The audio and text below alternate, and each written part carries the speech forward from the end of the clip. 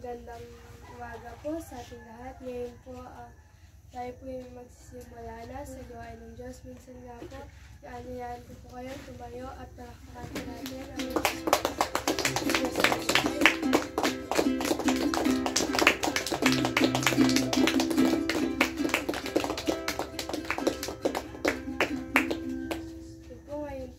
Pangunahan ko na po sa prayer, Lord. Maraming salamat po sa araw na to, sa pang-apat po na prayer and fasting po, Lord. Pang-apat na araw po, Lord, sa pagsasama niyo po, paggagabay niyo po sa amin po, Lord. At maraming salamat po, Lord, sa salita niyo po, Lord, na pinapahayag niyo po sa amin, Lord, na gusto niyo po na malaman at may sa buhay namin po, Lord. Maraming salamat po, Lord. Lord, ngayong umaga po, Lord, bigyan niyo po ng lakas ang bawat isa po, Lord, sa pagpapuri at ihanda niyo po ang bawat isa po, Lord, sa pagpapakinig na iyong salita po, Lord. Ngayong umaga po, Lord, ihanda niyo po ang aming puso at isip po, Lord, at pakilinisin niyo po, Lord, ang puso namin po, Lord, at isip anumang mga ginawang kasalanan o nagawa po, Lord. Kayo na po ang gumabay din po, Lord, sa magpapahayag na iyong mensahe po, Lord. Kayo po ang kumilos ngayong umaga po, Lord, at salihan niyo po kami, Lord, ng blood of Jesus po, Lord, na hindi kumilos po ang kaaway po, Lord. Maraming salamat po, Lord. Samahan niyo na po kami po, Lord. Maraming salamat, Lord. In Jesus' name we pray. Amen.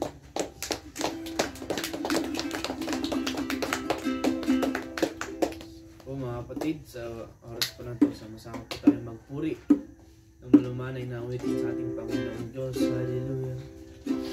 Praise you, Jesus. Hallelujah. Praise po natin ang ating Panginoong Diyos. Hallelujah.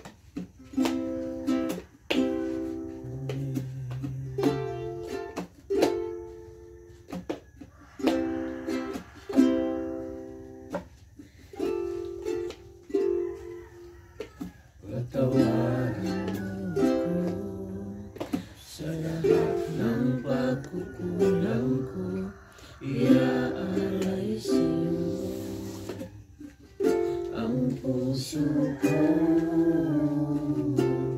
Nais kong makita ang kaluwalhatian mo. Tanggapin mo, Panginoon, ang awit ko sa'yo. Patawarin mo ako sa lahat ng pagkukulang ko, iaalay sa'yo ang puso ko.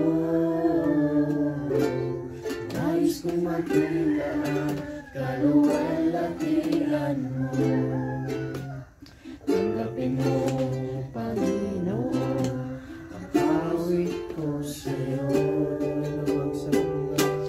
Tunay na pagsamba at tunay na pagpapakumbaba.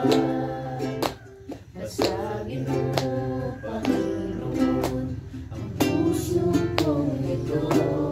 Sa lahat ng nais ko, lahat ng pinakaiibig ko. Panginoong Jesus, maghari ka.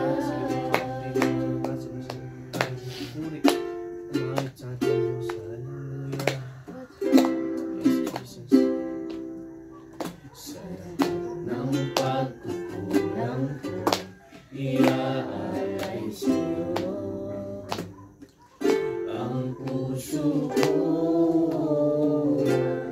Nais kong makita ang kaluwalhatian mo. Tanggapin mo, Panginoon, ang awit ko sa'yo. Tunay na pagsamba at tunay na pagpapakumbaba. Basagin mo, Panginoon, ang puso kong ito. Sa lahat ng nais ko, lahat ng pinakaiibig ko. Pasado mo, Jesus, magay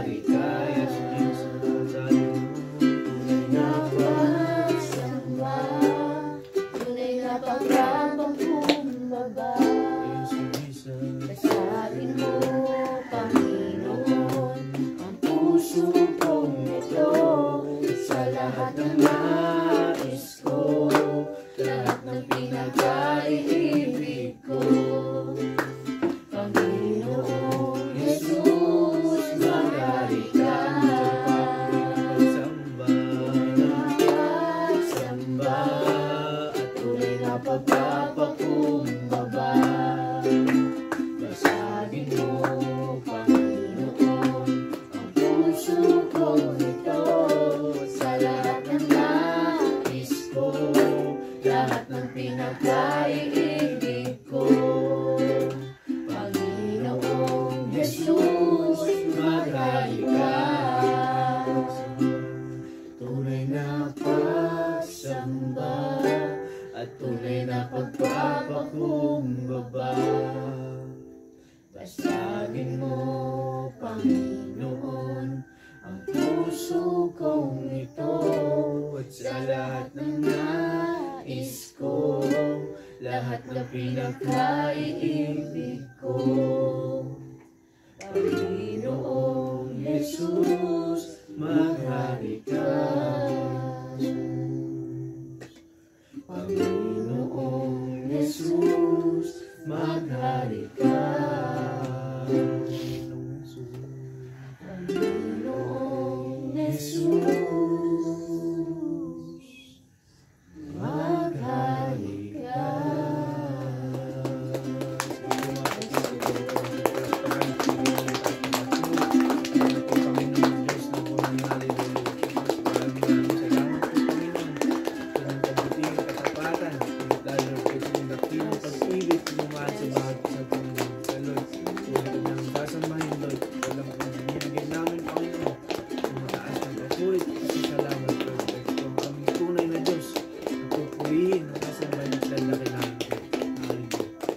Salamat po, Panginoon. Salamat.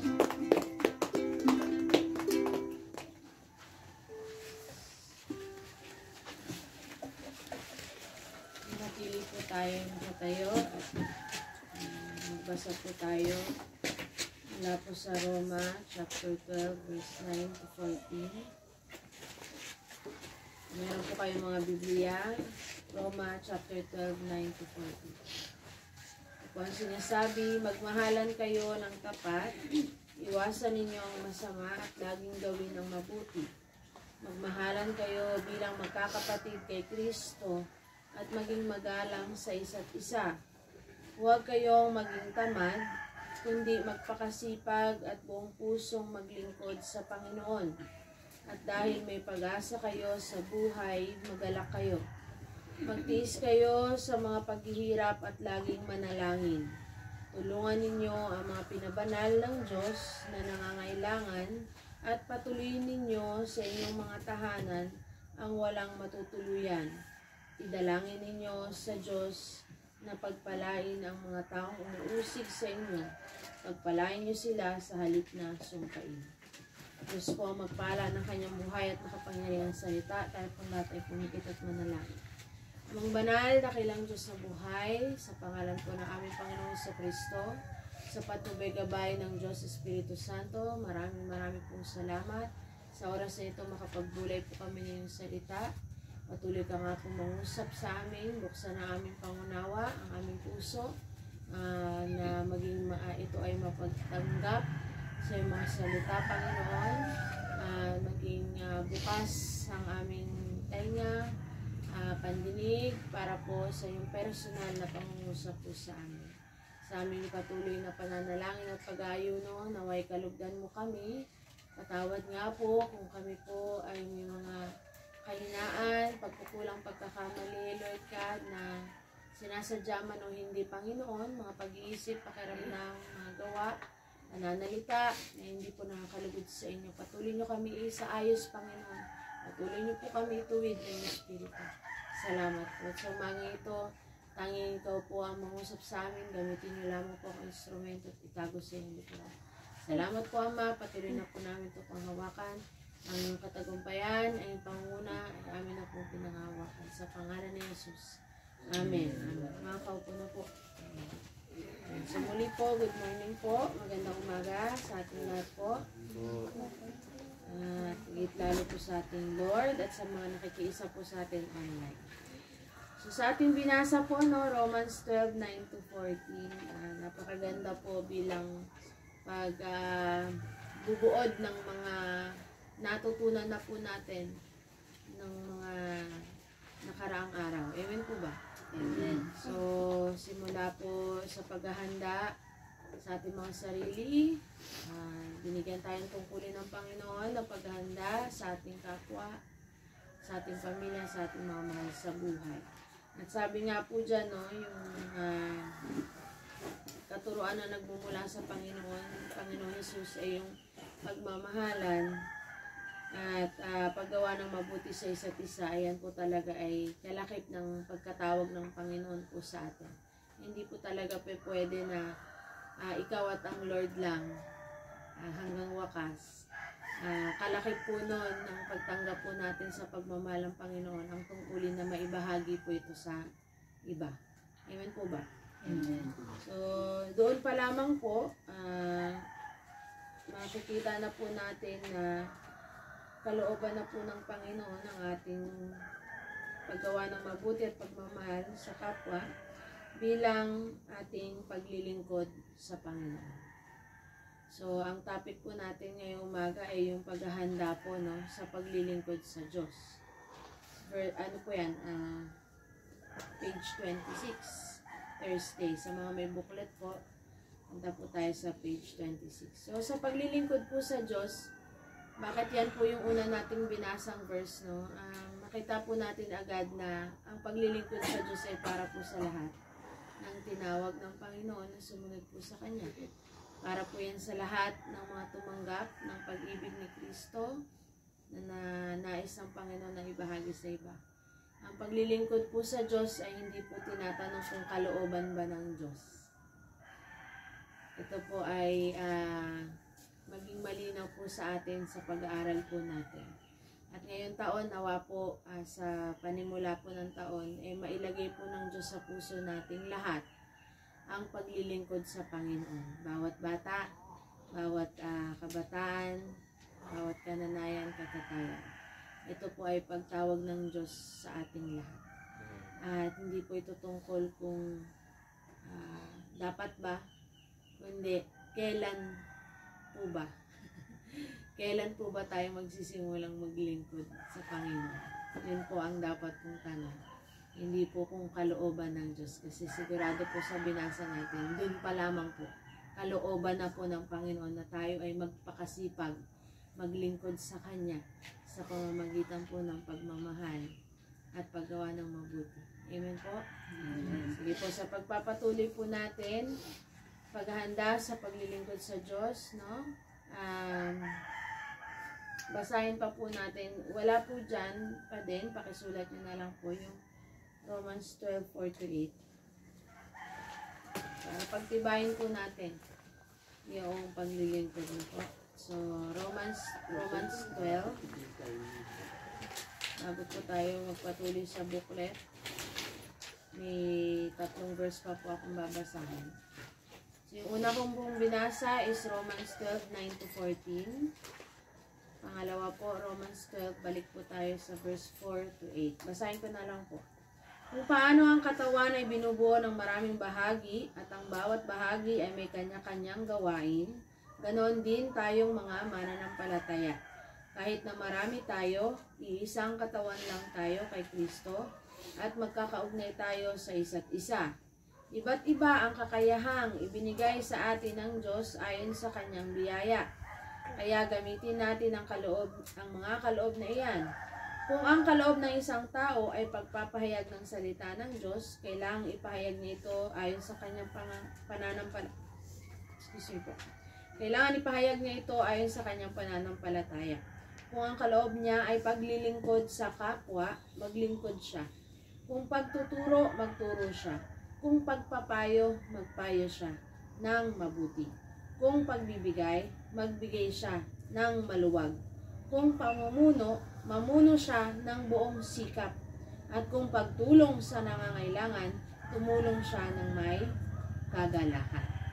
So pinagtibay lang po dito na ang bawat miyembro ng katawan ni Kristo ay nararapat po na nagtutulungan. Hindi lamang po sila pastor, preacher, ang tinatawag maglingkod, kundi ang bawat miyembro po ng katawan ni Kristo. Sino dito tinanggap po si Kristo? Amen. At sa pagtanggap natin, naging parte tayo ng kanyang katawan. At kung katulad po sa physical na katawan, ang mata ay kailangan ng kamay, ng paa. Paano mo makukuha kung hindi ka nakatingin? Mga bata. Tama ba? Ang ulo kailangan. Dahil nandito ang ang utak na ginagamit. Dapat. Okay, at yan ang nagsisignal sa bawat parte ng katawan para gawin. Sabi ang Panginoong Jesucristo ang ulo ng iglesia at tayo ang kanyang katawan.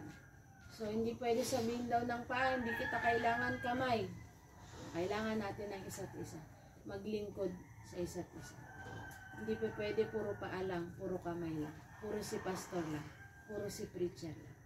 Lahat, magyang mga bata, di ba may parte sa pamilya ng Panginoon. Ang sabi dyan, kung ano man ang ibinigay ng Panginoon ng mga kaloob, gamitin para sa paglilingkod at para sa paglilingkod sa Panginoon at para sa ikabubuti ng bawat isa. So, matibay po yan, no? Basahin pa po natin sa Efesos 6:5-8. Sabi po dyan, mga alipin, sundin nyo ang inyong mga amo rito sa lupa ng may katapatan, paggalang, at pagkatakot na parang si Kristo ang pinaglilingkuran ninyo. Gawin nyo ito ng kusang loob, hindi dahil nakatingin sila para sila'y malugod, kundi dahil mga alipin kayo ni Kristo, gumagawa ng kalooban ng Diyos. Maglingkod kayo ng may mabuting kalooban na para bang ang Panginoon mismo ang pinaglilingkuran ninyo at hindi ang tao. Alalahanin niyong gagantimpalaan ng Panginoon ng bawat isa ayon sa ginawa niyang mabuti, maging alipin man siya o hindi. Amen po? Amen. Maglingkod na para bang sa Panginoon. Sino yung tinutukoy dito? Yung mga alipin daw, no? Yung may mga pinaglilingkuran, no? Yung mga may amo. So, ibig sabihin, pati po sa trabaho, no? Gusto po ng Panginoon, dito sa iglesia, bilang katawan ni Kristo, sa trabaho, maglingkod daw tayo po ng maayos, masipag, matyaga, mabuti, na para bang sa Panginoon tayo naglilingkod. So, nais po ng Panginoon na ngayong pasimula po ng taon, ay maihanda po talaga tayo hanggang sa pagharap po natin sa Panginoon, na sa ating araw-araw na buhay na naglilingkod, pinaglilingkuran natin ng iglesia, pinaglilingkuran natin ng ating pamilya, pinaglilingkuran natin kung tayo ay may mga trabaho, amo,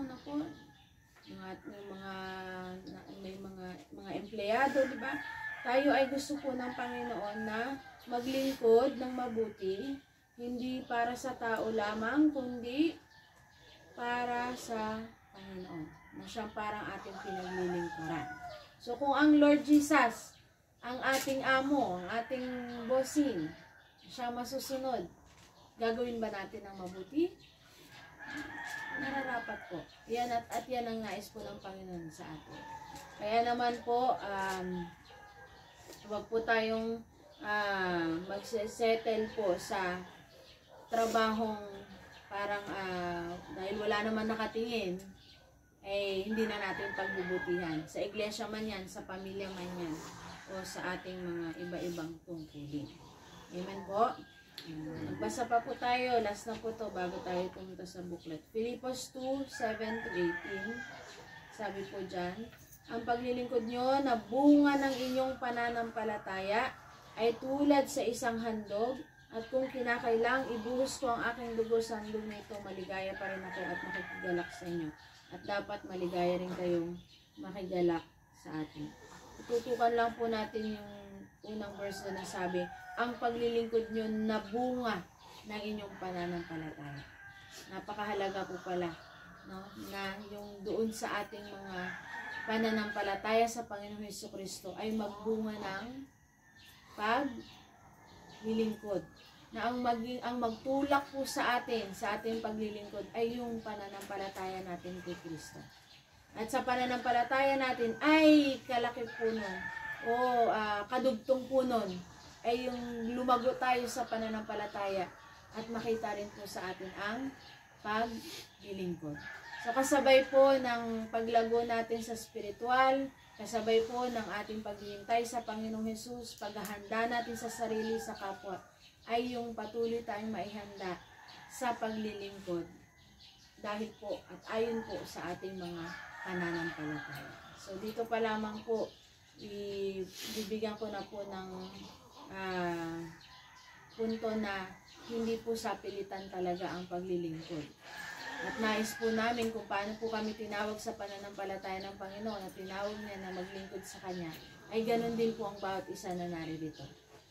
Ayon po sa inyong pananampalataya, nawa po sa biyaya ng Lord ay magsimula na po o magpatuloy pa sa paglilingkod sa Panginoon. Amen po? Amen. Magbasa na po tayo sa booklet po, mga taga-Korinto 15:58. Ay bilang unang part po ng paghahanda sa paglilingkod sa Diyos. Paglilingkod sa lupa bilang paghahanda. So dito po, no? Sabi po dito, kaya nga mga minamahal kong kapatid, magpakatatag kayo at huwag matinag. Maging masipag kayo sa paglilingkod sa Panginoon dahil alam nyo hindi masasayang ang inyong paghihirap para sa Kanya. Amen po. So habang nasa lupa, habang naghihintay sa Panginoon sa buhay na walang hanggan, okay, sa ating paglilingkod, okay, bilang mga tagasunod ni Kristo, ay magpakasipag daw po tayo. Maging masipag dahil hindi nga po masasayang. So kung ano man po yung paghihirap natin dito, ano man yung pagpupursigihan po natin para sa Panginoong Hesukristo, para sa Panginoong Diyos, ay hindi nga po masasayang. Amen po. So dun po sa chapter na yan, binasa ko po pabalik para lang makita po yung habilin nga po sa mga taga-Korinto sa iglesia. So para sa lahat po talaga, hindi lang po talaga yan para sa mga pastor, preacher, no? Para sa lahat, tinatawag po na maglingkod. Pagbasa ko po ng verse 52 po, ng chapter na yan po, may tinutukoy po dyan na na may kinalaman po sa rapture na tinatawag, yung pong pagsundo ni Kristo sa kanyang mga mananampalataya. So, konektado po talaga sa mga huling araw yung binibigay na mensahe ng Panginoon po sa atin. So, ang pinaka-mensahe po dito sa verse na ito, habang wala pa, habang hindi pa tayo sinusundo ng Panginoon, ganun po yung mensahe dito magpakasipag tayo. At darating ang araw, ang Panginoong Hesukristo mismo po ang magre-reward po sa atin. At anong tawag dito, yung kikilala sa ating mga tunay na paglilingkod po sa Kanya. Sabi pa po sa 2 Timothy 3, 1-6, 10-17, mahaba po ito, sundan nyo na lang po ako, basahin na lang po natin. Tandaan mo ito, magiging mahirap ang mga huling araw, dahil magiging makasarili ang mga tao, sakim sa salapi, mayabang, mapagmataas, mapang-insulto, masuwayin sa magulang, walang utang na loob, at hindi makadiyos. Ayaw nilang makipagkasundo sa kaaway nila, malupit, walang awa, mapanira sa kapwa, walang pagpipigil sa sarili at galit sa anumang mabuti. Hindi lang iyon, mga taksil sila, mapusok, mapagmataas, mahilig sa kalayawan. Sa halip na maibigin sa Diyos, ipinapakita nilang makadiyos sila, pero hindi naman nakikita ang kapangyarihan nito sa buhay nila. Iwasan mo ang mga taong ganito. Verse 6, may mga ilan sa kanila sa kanilang gumagawa ng paraan para makapasok sa mga tahanan at manloko ng mga babaeng mahihina ang loob, nalulong na sa kasalanan at alipin ng sari-saring pagnanasa. Verse 27.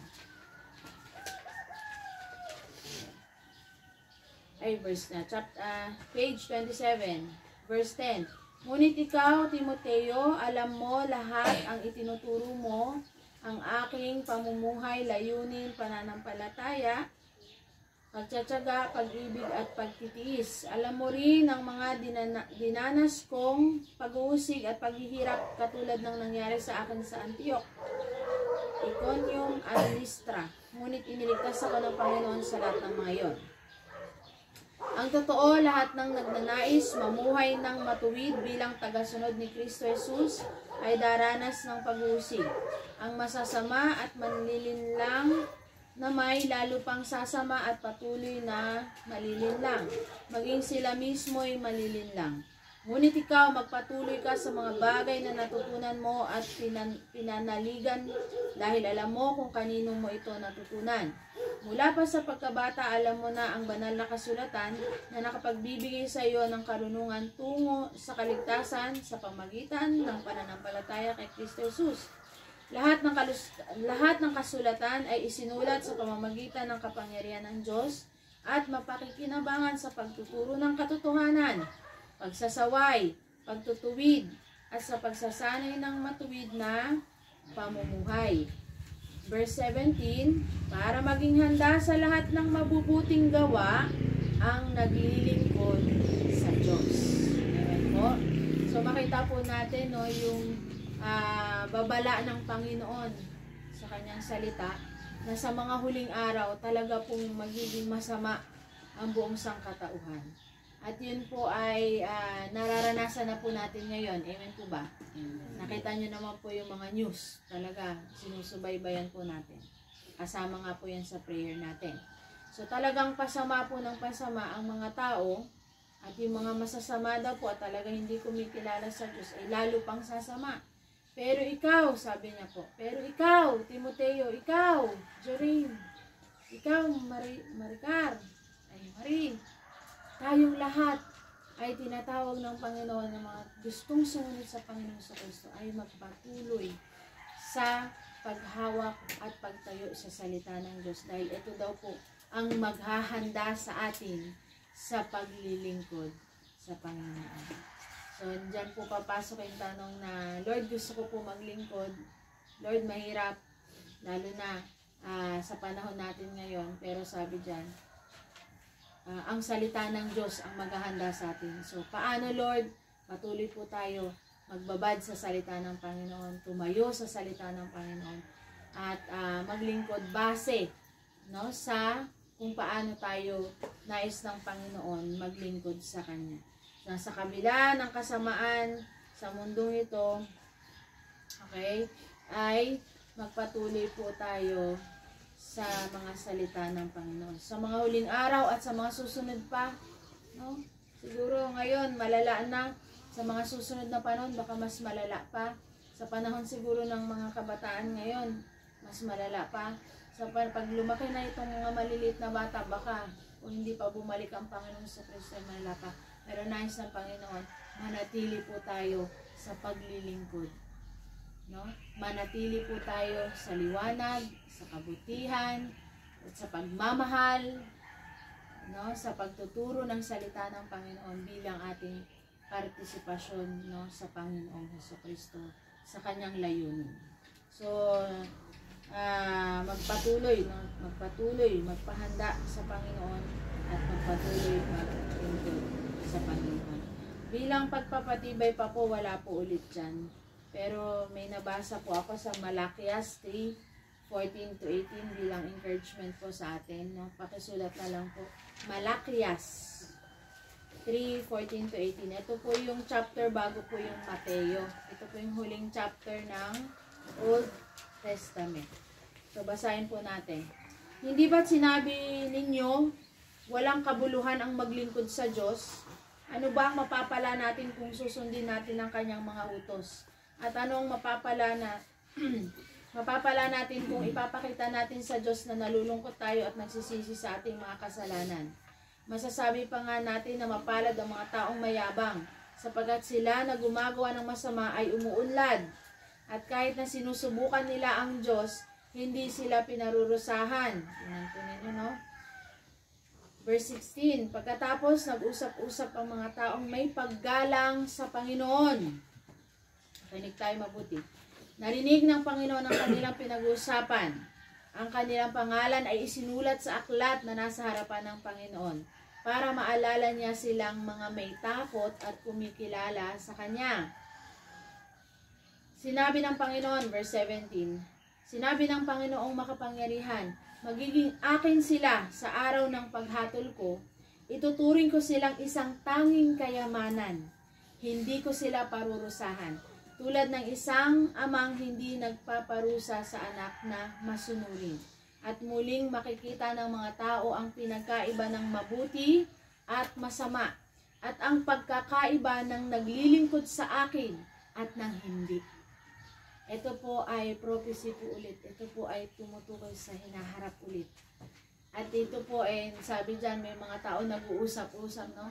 Ito po ay mga pag-uusap na bakit pa nga daw maglilingkod, no? Wala namang kabuluhan daw ang maglingkod sa Diyos. Totoo naman, nakikita natin ngayon yung sino pa daw ang mayayabang at masasama, ay sila pa ang umuunlad. Parang ganun po yung sabi dun sa bakit pa tayo maglilingkod? Anong kabuluhan? parang pag naglingkod ka nga naman sa Lord, ang hirap. O, di ba? May kalakip talaga ng sakripisyo. Pero anong encouragement po ng Panginoon? Magpatuloy tayo kasi darating ang araw po, kikilalanin po tayo ng Panginoon. Napakaganda. Sa English po, you will be called mine. Hindi ko talaga makalimutan po yung verse na yan. At sabi dyan, you will be my jewel. Kahit pangalan mo, hindi jewel. Tatawagin kang jewel, no? Ikaw magiging kayamanan ng Panginoon. Hala, hello! Hindi mo ba napakaganda po yun na marinig? Ang Panginoon ay kayamanan tayo. Ang ganda nga na sabi, nag-usap-usap ang mga may takot sa Panginoon. So, siguro nagtipon-tipon, no? Pinagbulay-bulayan yung ganitong mga pag-uusap na magtuloy lang tayo maglingkod. No? Tapos narinig ng Panginoon, sabi niya na, you will be called mine, you will be called my jewel. At sabi diyan, darating ang panahon na bagamat naghahari ang mga kasamaan ngayon, darating ang panahon, makikita ng tao ang totoong mabuti, ang masama. Makikita ng lahat ang pinagkaiba ng mga naglilingkod sa Diyos at sa mga hindi. Palakpakan naman natin si Lord. Parang hindi kayo masyado excited. Antok pa ba? Okay? Oh, kahit na maghirap tayo ngayon, darating ang panahon. No? Meron at merong pagpapala sa mga susunod at maglilingkod sa Panginoon. Amen po? Kahit sabihin pa nila na ayaw nila maglingkod sa Diyos, tayo magpatuloy po tayo kasi naunawaan natin na dahil sa kanyang pagmamahal, tayo po ay tinawag na maglingkod sa kanya. Amen po? Okay, so hindi ko na po ito babasahin. Teka lang po Ayan. Ibigay ko na lang po yung mga verses sa bahay nyo na lang po basahin at baka hindi po tayo matapos on time. Filipos 2:16b, pakisulat na lang po. Filipos chapter 2, 16b. Efeso chapter 4, 11 to 14.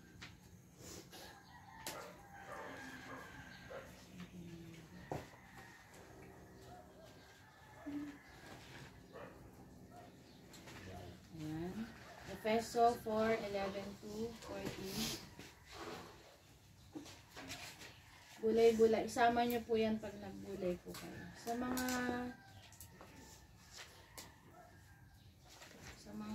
wala po, mamaya pwede nyo naman pong kunin sa akin. Ito lang po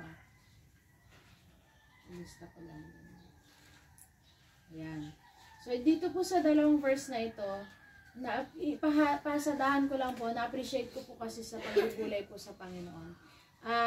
Sabi po sa Filipos 2:16, may tungkuling ihanda ang mga mananampalataya sa paglilingkod. So dito po si Pablo po yung nagsasalita. Tungkulin daw po niya na maihanda at kahit pa na siya ay mas mahirapan at magsakripisyo para maglingkod sa iglesia, para lang ihanda ang bawat isa sa paglilingkod, gagawin niya daw po. At yan po ay gusto ko pong sabihin na talagang meron pong mga taong ginagamit ang Panginoon para tayo ay hayagan ng salita ng Panginoon, para tayo ay maihanda sa paglilingkod. Pero sa Ephesians 4:11-14, may 5 specific gifts po na binanggit po doon. Yun po yung ang iba ay ginawa niyang apostol, iba ay propeta, ang iba ay mga ngaral ng balita, magandang balita, ang iba naman ay pastor, at ang iba ay guro. Okay. So yung 5 na yan, ginawa niya ito para ihanda sa paglilingkod ang mga pinabanal. Ulitin ko po, mga pinabanal. Sino po pinabanal? Lahat po tayo, no? Hindi lang po sila pastor, no?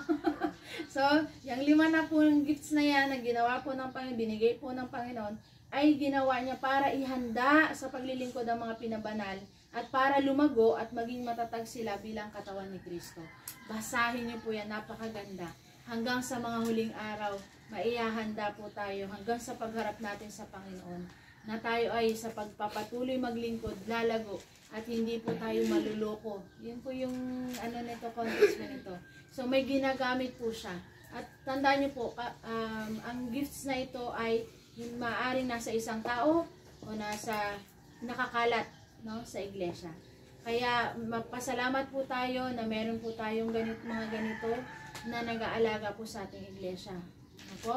Dahil ako po papatuto ko lang po nung nagsimula po ako na sumampalataya sa Panginoon sa biyaya po niya. May mga nagtuturo po sa amin. May pastor po tuwing Sunday. Tapos may meeting po kami. May magtuturo na isa. Tapos kanya-kanya na po kami. Hanggang sa bigla na lang po akong naglilingkod sa Lord. Nagka-counseling sa trabaho ko. Nagka-counseling sa pamilya. Hindi ko po alam yung ginagawa ko. Tapos parang gustong-gusto kong gawin pero hindi ako marunong. Hanggang sa dinala po ako ng Panginoon sa iglesia na ito at talaga naranasan ko po yung pagtuturo ng Panginoon sa pamamagitan ng iba't ibang mga lingkod niya dito sa ating iglesia. So kaya po tayo kumukonekta, no, sa mga pastor at sa mga lingkod ng Panginoon para tayo ay matuto. Kahit kaming mga pastor na po ay meron pong ganito mga pag-aaral. Huwag po tayong tumigil kasi dito po tayo lalago. Yung mga takot na mag-aral, sasabihin ko na po sa inyo, wala pong dapat ikatakot sa pag-aaral ng salita ng Diyos. Dahil yan po ang mag-e-equip sa atin at mas maghuhubog sa atin para mas maging handa at malago tayong mga naglilingkod sa Panginoon. Hindi po porket mag-aaral, ayoko magpastor, ayoko mag-preacher, natatakot ako, baka hindi ko kaya. Naku po, mas i-grab po natin sa tuwing may mga pag-aaral kasi dyan po tayo huhubugin lalo ng Panginoon. Hindi po yan tungkol sa title, hindi po yan tungkol lang sa tungkulin. Para magampanan mo yung tungkulin, tungkol po yan sa paglago ng bawat isa. So nawa, nakikinig po ang bawat isa sa atin. Huwag po nating palagpasin ang mga pag-aaral para po tayo ay patuloy na lumago sa Panginoon. Amen po. So punta na po tayo sa page 28. Para sa second part po, ito po hindi ko na po masyadong bibigyan ng kahulugan po pero bukas po itutuloy po natin itong pag-uusap na ito. Patungkol po ito sa paglilingkod kasama ni Kristo sa millennial na paghahari. Alam niyo po ba yung millennial? Alam niyo po ba yung salitang yan? Hindi ko po kasi alam yun ba? Ito po ay yung millennial, ito po yung 1,000 years. Po, pag sinabi niyong milenyo, 1,000 years. Tama po ba? Okay. So, mayroon daw pong 1,000 years na paghahari si Jesus Christ. At nais po ng Panginoon ang bawat isa sa atin maging handa sa paglilingkod kasama ni Kristo sa kanyang paghahari sa loob ng 1,000 taon. Saan po yan? Sa langit? Hindi pa po. Dito pa po yan. Kaya bukas pag-aaralan pa po natin yan. Huwag po kayong mawawala. Okay, basahin na lang po natin mensahe ng Panginoon sa iglesia sa Thyatira, pahayag 2:24-28. Pero ang iba sa inyo riyan sa Thyatira ay hindi sumusunod sa mga turo ni Jezebel. Hindi kayo natuto ng tinatawag nilang malalalim na mga turo ni Satanas. Kaya wala na akong idadagdag pang tuntunin na dapat ninyong sundin. Ipagpatuloy na lang ninyo ang inyong katapatan sa akin hanggang sa pagdating ko. 26-27.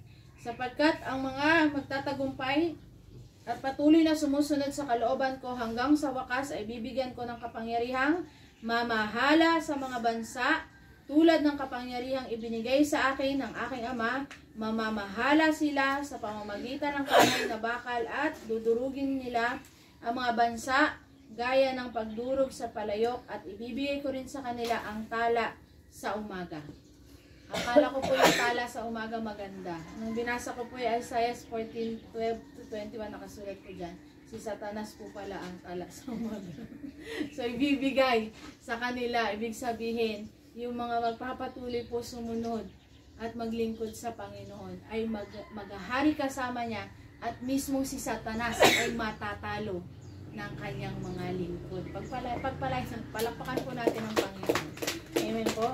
So matindi po, hindi po basta-basta ang paglilingkod sa Panginoon. Talaga pong may kaganapan po yan sa buhay ng isang tao hanggang sa kanyang spiritual at hanggang sa hinaharap. Sabi pa po sa pahayag 20:4-6, basahin po natin. At nakakita ko ng mga trono at ang mga nakaupo doon ay binigyan ng karapatang humatol. Nakita ko rin ang mga kaluluwa ng mga taong pinugutan dahil sa pagpapatotoo tungkol kay Jesus at sa pagpapahayag ng salita ng Diyos. Hindi sila sumamba sa halimaw ni sa larawan nito, ni tumanggap man ng tatak ng halimaw sa kanilang noo o kamay. Binuhay sila upang magharing kasama ni Kristo sa loob ng 1,000 taon. Ito ang unang pagkabuhay sa mga patay. Ang iba pang mga patay ay bubuhayin din pagkaraan ng 1,000 taon. Mapalad at lubos na pinagpala ang mga nakasama sa unang pagkabuhay sa mga patay. Walang kapangyarihan sa kanila ang pangalawang kamatayan. Sila ay magiging mga pari ng Diyos at ni Kristo at maghahari silang kasama niya sa loob ng 1,000 taon. Wala, nasagot na yung tanong ko. Wala na daw pong kapangyarihan ang pangalawang kamatayan. Di ba? Pinag-aralan po natin ang pangalawang kamatayan. Wala na ang kapangyarihan sa kanilang pangalawang kamatayan. Sila ay magiging mga pari ng Diyos at ni Kristo. At maghahari silang kasama niya sa loob ng 1,000 taon. Amen. Palakpakan natin si Lord. So meron pong inihanda ang Panginoong Jesucristo sa mga tatayo sa kanyang salita at maghahayag nito. Ibig sabihin, magpapagamit sa Panginoon sa anumang paraan, natatayuan daw po at hindi tayo magkokompromiso sa mga huling araw. Na kahit ano pang pagpapahirap po, sabi dyan, yung mga pinugutan ng ulo dahil sa paghahayag at pagtayo sa salita ng Diyos. Ibig sabihin, darating ang panahon na talagang pahihirapan po ang mga mananampalataya. Para saan? Para bumigay sa pananampalataya. Kailangan po nating paghandaan yun. Kaya nga po natin tinapik yun ng day 1 pa lang. Darating tayo sa matinding pagsubok at susubukin ng ating mga pananampalataya. Kaya po ngayon na tayo ay naglilingkod, ay magpatuloy po tayong maglingkod. At sa araw po na yan, tayo po ay bubuhayin muli ng Panginoon. Kahit tayo pinahirapan, tayo bubuhayin muli ng Panginoon at maghahari at maglilingkod kasama ng Panginoong Jesucristo. Amen? So palakpakan natin ang Panginoong Jesus. Tayo po ay manalangin. Hallelujah, purihin ka Ama, dakilain ka, sambahin ka. Marami pong salamat Ama sa iyong mga salita na ibinigay po sa amin ngayong umaga na ito. Tunay nga o Diyos, na ikaw po ay tapat na Diyos, ikaw po ay makapangyarihan, ikaw po ay matuwid, at ikaw po Lord God ay tapat sa iyong mga salita Panginoon. Salamat po sa mga pangako na ipinarinig niyo po sa amin at sa mga natutunan po namin na nararapat po namin maisabuhay, Panginoon. Lord, kung sino man po sa amin ay natatakot pa rin hanggang ngayon na maglingkod sa iyo, tanggalin niyo po ang takot na ito. Ano man po mga naghahadlang sa iglesia mo na ito para makapaglingkod ng tunay at buong buo sa iyo, Lord, tanggalin niyo po. Lord, yung mga nanlalamig sa paglilingkod at nababaling ang atensyon sa ibang mga bagay, Panginoon, Lord, tanggalin niyo po. At hayaan niyo, Panginoon, na sa lahat po ng aming gagawin, sa lahat po ng aming mga tungkulin, ay maihayag namin at maipakita namin, maibahagi namin ang iyong mga salita, ang iyong pag-ibig, at ang iyong kapangyarihan sa aming kapwa. Hanggang sa muli mo pong pagparito, Panginoong Hesus, ano man ang aming daanan na paghihirap para sa iyo, Panginoon, tulungan mo kami. Ano man ang aming pagtitiis dahil sa aming pagtayo sa iyong mga salita at pagsunod sa iyong mga salita. Lord, tulungan at samahan mo po kami. O Lord God, marami pong salamat, Panginoon. Lord, sa iyo lang po namin binabalik lahat ng papurit pagsamba sa pangalan ni Jesus. Amen.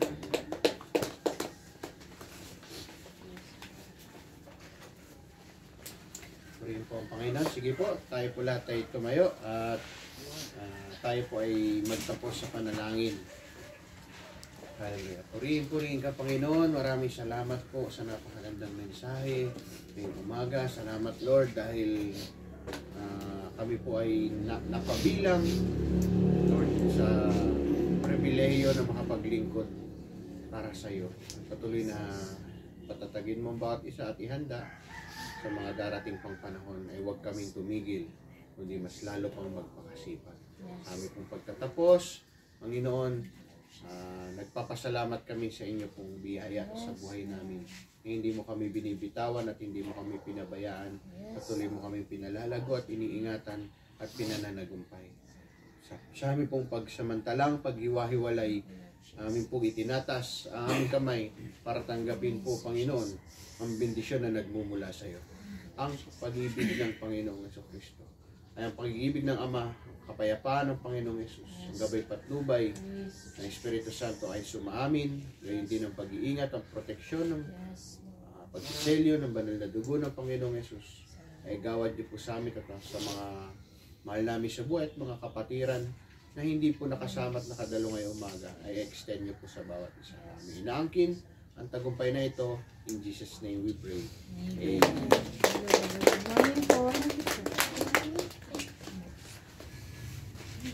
Wait lang po.